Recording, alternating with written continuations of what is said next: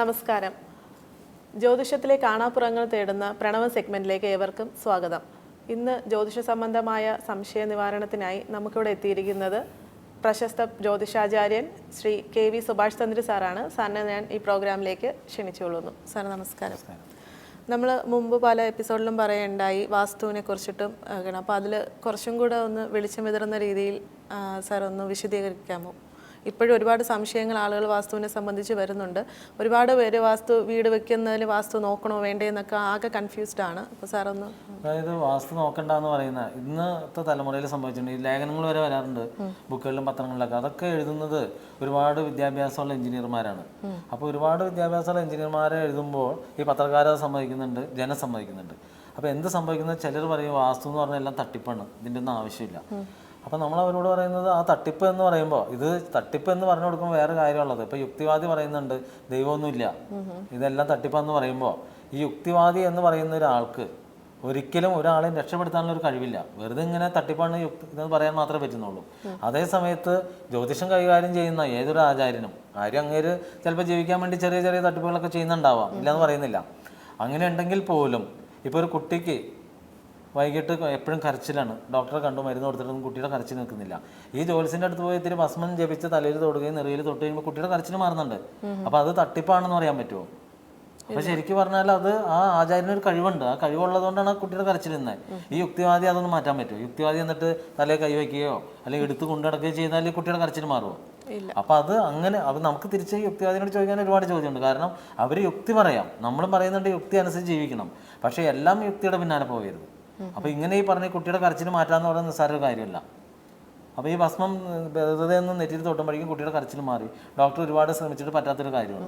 അതുപോലെ ചില കുട്ടികൾ, എൻ്റെ ഒരു ഇതിൽ തന്നെ ഉള്ളത്, ഒരു എക്സിക്യൂട്ടീവ് വന്നിട്ട് പറഞ്ഞു കുട്ടി വരെ പോലെ ഇരിക്കുന്നത് ഒരു രീതിയിലും നന്നാവുന്നില്ല. പിന്നെ ഡോക്ടറെ കാണിച്ചപ്പോൾ പറഞ്ഞു ഡോക്ടർ 3 വയസ്സ് കഴിഞ്ഞാൽ ശരിയാവും, അല്ലെങ്കിൽ 3.5 വയസ്സ് കഴിഞ്ഞാൽ ശരിയാവും എന്നാണ് പറയുന്നത്. അത് ഭക്ഷണം കഴിച്ചോളും എന്ന് പറഞ്ഞു. അപ്പോൾ ഞാൻ പറഞ്ഞു ഇതാണ് നമുക്ക് കാര്യം, ഒരു സിമ്പിൾ കേസുള്ളൂ, ഞാൻ ശരിയാക്കി തരാമെന്ന് പറഞ്ഞു. എന്നിട്ട് ആൾക്ക് ഇത്തിരി ഭസ്മം ജപിച്ച് കൊടുത്തു, നിങ്ങൾ കൊണ്ടുവന്ന് കുട്ടിയെ തൊട്ടാൽ മതി എന്ന് പറഞ്ഞു. ആൾ ചെന്ന് കുട്ടിയെ തൊട്ട് പിറ്റേ മുതൽ കുട്ടി നല്ല ഭക്ഷണം കഴിക്കുന്നുണ്ട്. അപ്പോൾ അവന് വല്ല ചിലവുണ്ടോ? അതായത് നമ്മളൊരു ഭസ്മം ജപിച്ച് കൊടുത്തിട്ടുള്ളൂ. അപ്പോൾ ഈ ഡോക്ടർ പറഞ്ഞത് എവിടെ പോയി? 3.5 വയസ്സ് കഴിഞ്ഞാലേ കുട്ടി കഴിക്കുള്ളൂ.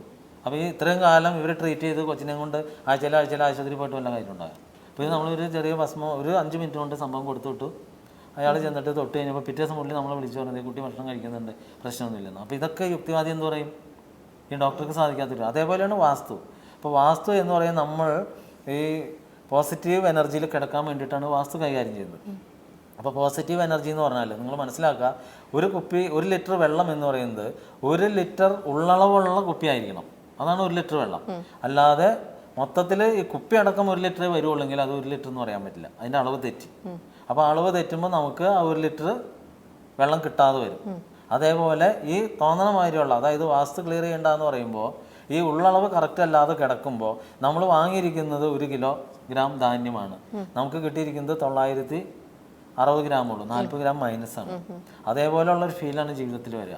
അതായത് ഈ അളവ് തെറ്റിയ റൂമിൽ കിടക്കുമ്പോൾ നമ്മളുടെ ബുദ്ധിയും നമ്മുടെ ചിന്തകളും ശരീരവും എല്ലാം അതിനോട് പ്രതികൂലമായിട്ട് പ്രതികരിക്കും. അപ്പോൾ വേണ്ടാത്ത അസുഖങ്ങൾ വരും. നിങ്ങൾ വീട്ടിൽ കിടക്കുന്നതിന് വരാം, ആശുപത്രി കിടക്കേണ്ടി വരും. അപ്പോൾ വാസ്തു എന്ന് പറഞ്ഞാൽ നിസ്സാരമായിട്ട് കൂട്ടണ്ട. കൃത്യമായ ഉള്ളളവുണ്ടെങ്കിൽ മാത്രമേ വാസ്തു നമുക്ക് പോസിറ്റീവ് എനർജി പ്രദാനം ചെയ്യുള്ളൂ. അപ്പോൾ വാസ്തുവിനെ നിരീക്ഷിക്കുന്നവർ മനസ്സിലാക്കേണ്ട ഒരു കാര്യമാണ്. ഇപ്പോൾ ഞാൻ ഉദാഹരണം പറയുകയാണെങ്കിൽ കഴിഞ്ഞൊരു ദിവസം ഒരു സ്ഥലത്ത് വീടളക്കാൻ പോയി കഴിഞ്ഞപ്പോൾ അവിടെ വേറൊരു വലിയ വിദഗ്ധൻ വന്നൊക്കെ നോക്കിയിട്ട് കുഴപ്പമൊന്നുമില്ല എന്ന് പറഞ്ഞു. ആൾ ചെയ്തൊരു കാര്യം ബ്രഹ്മസൂത്രം ഇട്ടുണ്ടായിരുന്നില്ല, അത് ഇട്ട് കൊടുത്തു, ബാക്കിയെല്ലാം ക്ലിയർ. നമ്മളാ വീട്ടിലേക്ക് ചെന്ന് നോക്കി കഴിഞ്ഞപ്പോൾ ആ വീടിന് 12 മൂലയുണ്ട്. 12 മൂലയാണ് വീട്. പിന്നെ റൂമൊക്കെ എല്ലാം അളന്നു കഴിഞ്ഞപ്പോൾ 2 റൂം സമചതുരാണ്. അപ്പോൾ ഞാൻ പറഞ്ഞു ഇതിൻ്റെ അകത്ത് കിടക്കുന്ന ആൾക്ക് ശരിക്കും മെൻ്റൽ പോലെ ആയിരിക്കുന്നു. അപ്പോൾ പറയുന്നത് ഞങ്ങളുടെ മാതാവാണ് അതിനകത്ത് കിടക്കുന്നത്, അമ്മ ഒന്നിനും സമ്മതിക്കില്ല, എല്ലാം ഭയങ്കര ശാഠ്യമാണ്, അതാണ് മെൻ്റൽ. അപ്പോൾ അതിൻ്റെ പോസിറ്റീവാണ് കാണിക്കുന്നത്. അതായത് ആ റൂമിൽ കിടക്കുമ്പോൾ ഉള്ള നെഗറ്റീവാണ് അവരെ കാണിക്കുന്നത്. ഈ വാസ്തു തെറ്റിയായതുകൊണ്ട് അവർക്ക് മെൻ്റൽ പോലും നേരെയായിട്ട്, അതായത് നമ്മുടെ മെൻ്റൽ എന്ന് പറയുമ്പോൾ മനസ്സിലാക്കുക നമ്മുടെ മനസ്സാണ്, അതിനെ പോലും അവരെ കൊണ്ട് നിയന്ത്രിക്കാൻ പറ്റില്ല. ശുഭം പിള്ളേർ പറഞ്ഞ പോലും അവർ തടുക്കാൻ പറ്റില്ല എന്ന് പറയും. അപ്പോൾ അതവിടെ സംഭവിച്ചേ ഉള്ളൂ. പിന്നെയാണെങ്കിൽ അവരുടെ മുമ്പ് അവരുടെ പിതാവ് ജ്യോത്സ്യനായിരുന്നു. ആൾ ജ്യോത്സ്യനൊക്കെ അറിഞ്ഞില്ല, വാസ്തു അറിയില്ലായിരുന്നു. അപ്പോൾ വാസ്തു അറിയാവുന്ന വിദഗ്ധം വന്ന് കിണറൊക്കെ കുഴിച്ചു കൊടുത്തു. ആ കിണർ കൊടുത്ത് തെക്ക് കിഴക്ക് ബലിമൂലയിലായിരുന്നു. ഈ ബലിമൂലയിൽ കിണർ കുഴിച്ചു കഴിഞ്ഞപ്പോൾ ഈ അദ്ദേഹത്തിൻ്റെ അനിയൻ മരിച്ചുപോയി, ആക്സിഡൻറ്റിൽ മരിച്ചു. അപ്പോൾ ഉടനെ അവിടെ അടയാളം കൊടുത്തു കഴിഞ്ഞു. അത് കഴിഞ്ഞ് കുറച്ച് കാലത്തിനുള്ളിൽ അച്ഛനും മരിച്ചുപോയി. അപ്പോഴും പറയുന്നത് വാസ്തു തട്ടിപ്പാന്ന് പറഞ്ഞപ്പോൾ ഇത് വാസ്തുവില്ല. പിന്നീടാണ് അവർക്ക് മനസ്സിലായത് ഈ വാസ്തുവിൽ എന്തോ സത്യം ഉണ്ടെന്ന് പറഞ്ഞിട്ട് അവർ മതിലൊക്കെ കെട്ടി തിരിച്ചു, കിണർ തിരിച്ചു കഴിഞ്ഞു. മുമ്പൊക്കെ സ്ഥാനം നോക്കിയാണ് കിണർ ഒക്കെ അല്ല, കുഴിച്ചത്. ഇപ്പോഴും കിണറെല്ലാം സ്ഥാനം നോക്കി ചെയ്യുന്നത്. പക്ഷെ വരുന്ന ആൾക്ക് ഈ സ്ഥാനം അറിയില്ല എന്നുള്ളത്, അതായത് പലരും വരുന്ന വലിയ മിടുക്കന്മാർ തന്നെയാണ്, പക്ഷെ അവർക്ക് ഇത് അറിയില്ല എന്ന് അറിയണ്ടേ. അതിന് ഏറ്റവും വലിയൊരു ഉദാഹരണമാണ്, വേറൊരു ജില്ലയിൽ നിന്ന് ഒരാൾ വന്നു കഴിഞ്ഞിട്ട് 2 കുട്ടികൾക്ക് ഡിപ്രഷൻ ഉണ്ട്. അവർ പറഞ്ഞ വേറെ ഒന്നുമില്ല, ചിലർ വരുന്നത് കാര്യങ്ങൾ അറിയാൻ വന്നു, ഈ പൂജ എന്ന് പറയുമ്പോഴേക്കും ഒറ്റ ഓട്ടമുണ്ട്, പിന്നെ അയ്യോ ഞങ്ങളെ കൊണ്ട് പറ്റില്ല. ഇദ്ദേഹം വന്നിട്ട് വേറെ ഒന്നും പറഞ്ഞില്ല, കേട്ട് എന്നെ രക്ഷിക്കണം, എനിക്ക് 2 കുട്ടികളുണ്ട്, പ്രായപൂർത്തിയായി, അവർ ജോലിക്കൊന്നും പോകുന്നില്ല, ഡിപ്രഷനാണ്, അത് ഞാൻ പ്രോഗ്രാം ഒരുപാട് കാണാറുണ്ട്, അതുകൊണ്ട് എന്നെ ഒന്ന് രക്ഷിക്കണം, എനിക്ക് എന്ത് പൂജ, അതായത് പൈസ എന്നുള്ള ടീമൊന്നുമല്ല, എന്നിരുന്നാലും എത്ര പൈസ വേണമെങ്കിൽ ഞാൻ തരും, എനിക്കത് മാറ്റി തരണം, എൻ്റെ കുടുംബത്തെ രക്ഷിക്കണമെന്ന് പറഞ്ഞു. അപ്പോൾ പ്രായമുള്ള ആളാണ്. അപ്പോൾ നമ്മൾ ചോദിച്ചു ഈ പ്രായത്തിൽ എന്ത് ജോലി എടുക്കുന്നത്, ജോലി വല്ലതും ഉണ്ടോ എന്ന് ചോദിച്ചു. അപ്പോൾ അതിനു മുമ്പ് രാശി വെച്ചപ്പോൾ ഞാൻ പറഞ്ഞു നിങ്ങളുടെ വീടിൻ്റെ അളവ് തെറ്റാണ്, കണക്ക് തെറ്റാണ്, നമുക്ക് രാശിയിൽ അറിയാൻ പറ്റും, കണക്ക് തെറ്റാണ്, ക്ലിയർ ചെയ്യേണ്ടി വരും എന്ന് പറഞ്ഞു. അപ്പോൾ ആൾ പറഞ്ഞ് ചെയ്യാമെന്ന് പറഞ്ഞു. പിന്നെ അടുക്കള വടക്ക് പടിഞ്ഞാറ് അതേന്ന് പറഞ്ഞു. ആ വടക്ക് പടിഞ്ഞാറ് അടുക്കള വന്നാൽ തന്നെ നിങ്ങൾക്ക് രോഗം വന്നു കഴിഞ്ഞു, ഒന്നിൽ രോഗം അല്ലെങ്കിൽ കടം അല്ലെങ്കിൽ കലഹം, 3-ഒരെണ്ണം പിന്നാലെ ഉണ്ടാവും. അതായത് നമുക്ക് നമ്മളോട് ശത്രുതയായിരിക്കും, അയൽവക്കാരോട് ശത്രുതയായിരിക്കും, മൊത്തം ശത്രുക്കൾ സ്വന്തക്കാരോട്. അതാണ് വടക്ക് പടിഞ്ഞാറ് അടുക്കള വായുകോണിൽ. അപ്പോൾ ഞാനിങ്ങനെ പറഞ്ഞു കഴിഞ്ഞപ്പോൾ ആൾ പറഞ്ഞു ഇതെല്ലാം മാറ്റാം. അപ്പോൾ ഞാൻ പറഞ്ഞു വേണമെങ്കിൽ ഇവിടെ നാളെ വിടാം, ഇതിനും കുഴപ്പമില്ലാന്ന്. അത് പുള്ളി എല്ലാം റെഡിയാണ്, കാരണം പുള്ളിയുടെ ഒരു ആവശ്യം, ആൾക്ക് വയസ്സായി കഴിഞ്ഞു, ഇനി കുട്ടികളെങ്കിലും നല്ല രീതിയിലേക്ക് വരണം, അപ്പോൾ അതുകൊണ്ട് എന്തും ചെയ്യാൻ തയ്യാറാണ്. അപ്പോൾ അവസാനം ഞാൻ ചോദിച്ചു എന്താണ് താങ്കൾക്ക് ജോലി ഉണ്ടോയെന്ന് ചോദിച്ചു. ജോലിയുണ്ട്. എന്താണ് ജോലി? ആൾ പറഞ്ഞു എനിക്ക് വാസ്തുവാണ്. പുള്ളിക്ക് വാസ്തുവാണ് ചെയ്യുന്നത്. അപ്പോൾ താങ്കൾ പിന്നെ എന്തുകൊണ്ട് ഇങ്ങനെ വടക്ക് പടിഞ്ഞാറ് അടുക്കള വെച്ചു? ആൾ പറഞ്ഞു ഞാൻ ഗ്രന്ഥങ്ങൾ നോക്കിയിട്ടാണ് ചെയ്യുന്നത്, ഗ്രന്ഥങ്ങളിൽ എഴുതിയിട്ടുണ്ട്. സാറിൻ്റെ പ്രോഗ്രാമിലാണ് ഇങ്ങനെ ഈ വടക്ക് കിഴക്ക് നിർബന്ധമായിട്ട് അടുക്കള പറയുന്നുള്ളൂ, മറ്റുള്ള ഗ്രന്ഥങ്ങളിലെല്ലാം വടക്ക് പടിഞ്ഞാറ് അല്ലെങ്കിൽ തെക്ക് കിഴക്ക് അല്ലെങ്കിൽ തെക്ക് പടിഞ്ഞാറ്, അതായത് എവിടെ വേണമെങ്കിലും വെക്കാം, ഒരു ദിക്കും നോക്കണ്ടാന്ന്. അത് അതിൻ്റെ ഒരു ഉദാഹരണം എന്ന് വെച്ചാൽ ഞാൻ ആളോട് ചോദിച്ചു നമ്മുടെ വായ വയറ്റത്ത് വെക്കാൻ പറ്റുമോ എന്ന് ചോദിച്ചു. കാരണം ഏറ്റവും എളുപ്പമുള്ളൂ, ഭക്ഷണം ഇവിടെ ഇങ്ങിട്ട് പെട്ടെന്ന് ഇറങ്ങിപ്പോകുള്ളൂ, ഇത്രയും ദൂരം വരേണ്ട കാര്യമില്ല. അപ്പോൾ ഇതിനൊരു കണക്കുണ്ട്, അതായത് ഈ പറഞ്ഞ ഈശാന കോണിൽ മാത്രമേ അടുക്കള വരാൻ പാടുള്ളൂ. പാർജന്യ ഭജനാലയം വായയുടെ സ്ഥാനത്ത് തന്നെ ഇരിക്കണം. അപ്പോൾ അത് വാസ്തു എന്ന് പറഞ്ഞാൽ അത്ര കണ്ട് മോശമാക്കേണ്ട കാര്യമില്ല, അത് അറിവില്ലായ്മയാണ്. അപ്പോൾ അദ്ദേഹം നമ്മളോട് പറഞ്ഞു വന്ന് നോക്കണം, അത് വാസ്തു ആചാര്യനാണ്, പുള്ളിയുടെ വീട്ടിൽ നമ്മൾ പോയി നോക്കണം, നോക്കിയിട്ട് ക്ലിയർ ചെയ്യണം.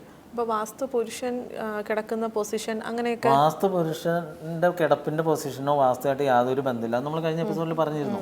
നമ്മൾ വാസ്തു എന്ന് പറഞ്ഞാൽ അളവാണ്. ഈ അളവ് ക്ലിയർ ചെയ്യുമ്പോൾ ദിക്കുകളിലേക്ക് മാത്രമേ വീട് വരാൻ പാടുള്ളൂ, കോൺ ദിക്കുകളിലേക്ക് തിരിയാൻ പാടില്ല. ഇപ്പം ഞങ്ങൾ ഈ കഴിഞ്ഞ ദിവസം പോയി നോക്കിയ 2 മരണം സംഭവിച്ച വീട് എന്ന് പറഞ്ഞാൽ ദിക്കിലേക്ക് കോണിലേക്ക് തിരിഞ്ഞാണ് വീടിരിക്കുന്നത്. അതുകൊണ്ട് അവർ വലിയ ഉന്നത ഉദ്യോഗസ്ഥനൊക്കെ ആയിരുന്നു, ഒരുപാട് സമ്പാദിച്ചു, പക്ഷെ ഒന്നും പിടിക്കാൻ പറ്റില്ല. അതിൻ്റെ കാരണം വീട് കോണിലേക്ക് നോക്കിയിരിക്കുക. കോണെന്ന് പറഞ്ഞാൽ തെക്ക് കിഴക്ക് വടക്ക് കിഴക്ക് തെക്ക് പടിഞ്ഞാറ് വടക്ക് പടിഞ്ഞാറ് അങ്ങനെ കോണിലേക്ക് തിരിഞ്ഞിട്ടാണ്. അതായത് ഏതൊരു ഭവനമായാലും 22.5 ഡിഗ്രി വരെ തിരിയാൻ പാടുള്ളൂ. അത് വിട്ടിട്ട് ഭൂമിയുടെ ഒരു അച്ചുതണ്ട് തിരിയുന്നതാണ് 22.5 ഡിഗ്രി, അത് വിട്ടിട്ടുള്ളൊരു തിരിയൽ, അത് വന്നു കഴിഞ്ഞാൽ അവിടെ ദോഷമായിരിക്കും. അപ്പോൾ പലർക്കും പറ്റുന്നത് ഈ പറഞ്ഞ കാര്യങ്ങളൊന്നും ഈ വരുന്ന വാസ്തു ആചാരം കേട്ടിട്ട് പോലും ഉണ്ടാവില്ല. വലിയ മിടുക്കനൊക്കെ ആയിരിക്കും, ഒരുപാട് ഡിഗ്രിയും കാര്യം ഉണ്ടാവും, ചിലപ്പോൾ വലിയ പ്രൊഫസറൊക്കെ, ഇതെല്ലാം ശരിയാണ്, പക്ഷേ ഈ പറയുന്ന കാര്യങ്ങളൊന്നും അങ്ങനെ കേട്ടിട്ടുണ്ടാവില്ല. അത് നമ്മുടെ മിസ്റ്റേക്കല്ല. അതായത് നമ്മുടെ കേരളത്തിലൊരു പ്രമുഖ വാസ്തു ആചാര്യൻ ഒരു സ്ഥലത്ത് വീടിന് കുറ്റിയടിക്കാൻ ചെന്നു കഴിഞ്ഞിട്ട് സാധാരണ ഇപ്പം ഞങ്ങൾ എന്നാലോ അതെ ഇവിടെ നിന്ന് കുറ്റിയടിക്കാനൊക്കെ ചെല്ലുമ്പോൾ ഇതേ അപ്പുറത്തെ വീടിൻ്റെ കാര്യം പറയും. അപ്പോൾ അദ്ദേഹം പറഞ്ഞു ഇതേ ആ വീടിൻ്റെ വാസ്തു തെറ്റാന്ന് പറഞ്ഞു. അപ്പോൾ ഉടനെ ആ വീട്ടുകാർ പറഞ്ഞു സാറ് 3 വർഷം മുമ്പ് വന്ന് കുറ്റി കൊടുത്ത വീടാണ് അതെന്ന് പറഞ്ഞു. അപ്പോൾ എങ്ങനെയുണ്ട്? അതാണ് ആചാര്യൻ. അപ്പോൾ ഈ ആചാര്യൻ വന്ന് മുമ്പ് കൊടുത്തു പോയ വീടാണ് പുള്ളി തെറ്റാന്ന് പറഞ്ഞത്. അപ്പോൾ ആൾ അന്ന് നോക്കിയില്ലേ ഇതൊക്കെ ഇങ്ങനെ തെറ്റിക്കാണ്ട് പണിയണമെന്നുള്ളത്. അപ്പോൾ ഇതിൻ്റെ കാര്യം എന്ന് പറഞ്ഞാൽ അപ്പോൾ ജനങ്ങൾ കരുതുന്നത് വാസ്തു എന്ന് പറഞ്ഞാൽ ചിലർ പറയും ഇതിൻ്റെ ഒന്നും ആവശ്യമില്ല. പിന്നെ ചിലർ ഇപ്പോൾ നമ്മൾ പറഞ്ഞിട്ടുണ്ട് പൂജ കഴിഞ്ഞ് പോകുമ്പോൾ നമ്മൾ പറയും വാസ്തു നോക്കണം. അപ്പോൾ അവർ പറയും ഞങ്ങൾ നോക്കിയെന്ന് പറയും. ഞാൻ പറയും അത് പറ്റില്ല, കാരണം നമുക്കറിയാമല്ലോ ശരിയായിട്ടുണ്ടാവില്ല. നമ്മൾ ആളെ വിട്ട് കഴിയുമ്പോൾ ഈ പറഞ്ഞ മൊത്തം തെറ്റായിരിക്കും. അപ്പോൾ അവർ ചിലർ പറയുന്നത് വന്നിങ്ങനെ നോക്കി മൊത്തം ശരി കുഴപ്പമില്ല എന്ന് പറയും. അപ്പോൾ അതായത് നമ്മൾ റെമഡി കേൾക്കുമ്പോൾ ശ്രദ്ധിക്കേണ്ട ഒരു കാര്യം, വാസ്തു എപ്പോഴും നമ്മളിപ്പോൾ ഞാൻ മുമ്പ് പറഞ്ഞിട്ടുണ്ട്, എൻ്റെ അടുത്ത് ചിലർ വന്നിട്ട് പറയും വീടിൻ്റെ വാസ്തു തെറ്റാണ് അതുകൊണ്ട് ഒരു പൂജ ചെയ്യണമെന്ന് പറയും. അപ്പോൾ നമ്മൾ അവരോട് പറയും വാസ്തു തെറ്റാണെങ്കിൽ പൂജ അല്ല പരിഹാരം. വാസ്തു തെറ്റാണെങ്കിൽ അവിടെ വന്ന് നോക്കിയിട്ട് അത് അളന്ന് നോക്കി നിങ്ങളത് കറപ്ഷൻ ചെയ്യണം, കൂടാനുള്ളത് കൂട്ടണം, കുറയ്ക്കാനുള്ളത് കുറയ്ക്കണം. അല്ല പൂജ ചെയ്തുകൊണ്ട് ഒരിക്കലും വാസ്തു അടുപ്പിക്കാൻ പറ്റില്ല. പിന്നെ ചിലർക്ക് പറ്റുന്ന അബദ്ധങ്ങൾ എന്താണെന്ന് വെച്ചാൽ പഞ്ചശിരസ്, വാസ്തു തെറ്റി കഴിഞ്ഞാൽ പഞ്ചശിരസ് അടിയിൽ വെച്ച് കഴിഞ്ഞാൽ ശരിയാവും. അതെന്താ പഞ്ചശിരസ് വയ്ക്കുന്നത് എന്തിനാ നമ്മൾ മുമ്പ് പറഞ്ഞിട്ടുണ്ട്, ഈ തറ കെട്ടുമ്പോൾ തറയുടെ ഈ കെട്ടുന്ന സമയത്ത് കോടി തിരിഞ്ഞു പോകും. അപ്പോൾ ഈ കോടി തിരിയുമ്പോൾ ആ കോടി ദോഷം തീർക്കാൻ വേണ്ടി, അതായത് ഈ 4 സൈഡും കൂടി കോണിൽ ഇങ്ങനെ കെട്ടി കഴിയുമ്പോൾ അതിൻ്റെ സെൻറ്റർ കറക്റ്റ് ആയിരിക്കണം. ആ സെൻറ്റർ കറക്റ്റ് പൊസിഷൻ മാറിയിട്ടുണ്ടെങ്കിൽ ആ ദോഷം തീരുന്നതിന് വേണ്ടി മാത്രമാണ് പഞ്ചശിരസ് വെക്കുന്നത്. അത് വലത്ത് സൈഡിൽ ഇറങ്ങുന്നതിൻ്റെ വലത്ത് സൈഡിൽ 72 സെൻറ്റിമീറ്റർ പൊക്കത്തിൽ തുളച്ചിട്ടാണ് ഇതൊക്കെ വെക്കുന്നത്. അപ്പോൾ അതാണ് പഞ്ചശിരസ്. അപ്പോൾ അതൊന്നും വെച്ചതുകൊണ്ട് ഈ പറഞ്ഞ വാസ്തുദോഷം ഒരിക്കലും തീരില്ല. പിന്നെ അതേപോലെ ഒരു പാർട്ടി പറഞ്ഞു, ഒരു പാർട്ടി വേറൊരു ആചാര്യം പറഞ്ഞു, വാസ്തു പുരുഷ യന്ത്രം തയ്യാറാക്കി കൊടുത്തു 10,000 രൂപ ചാർജ് ചെയ്തിട്ട് ഇത് വെച്ച് കഴിഞ്ഞാൽ പിന്നെ വാസ്തുവിന് ദോഷം ഉണ്ടാവില്ല എന്ന്. നമ്മൾ അവരോട് പറഞ്ഞു അതെങ്ങനെ ശരിയാവും? ഒരു യന്ത്രമോ ഒരു കട്ടയോ കല്ലോ എന്ത് വെച്ചാലും അളവ് മാറ്റാതെ കണ്ട് ഒരിക്കലും ഇത് അളവ് ശരിയാവില്ല. ഇത് അളവാണ്. നമ്മൾ മുമ്പ് പറഞ്ഞ പോലെ ഷർട്ടിന് അളവ് കറക്റ്റ് ചെയ്യണമെങ്കിൽ പൂജ ചെയ്ത് കുറയ്ക്കാൻ പറ്റുമോ?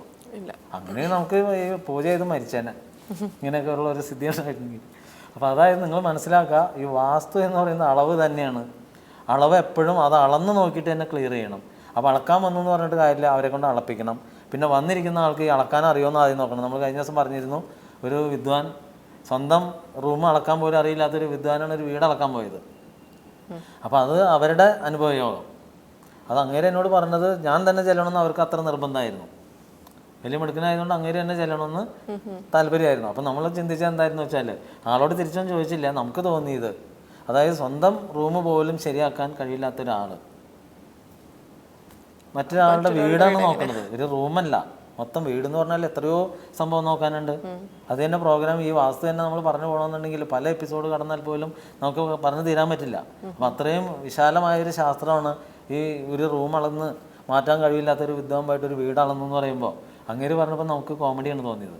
ആളോട് പ്രത്യേകിച്ചൊന്നും പറഞ്ഞില്ല, കാരണം സുഹൃത്തൊക്കെ ആയതുകൊണ്ട് നമ്മളതിനെക്കുറിച്ചൊന്നും മിണ്ടാൻ പോയില്ല. സംശയങ്ങളും പ്രശ്നങ്ങളും അതിൻ്റെ മറുപടികളും ഒന്നും ഇവിടെ അവസാനിക്കുന്നില്ല. അടുത്തൊരു സംശയ ദൂരീകരണവുമായി അടുത്ത എപ്പിസോഡിൽ കാണുന്നത് വരെ നമസ്കാരം.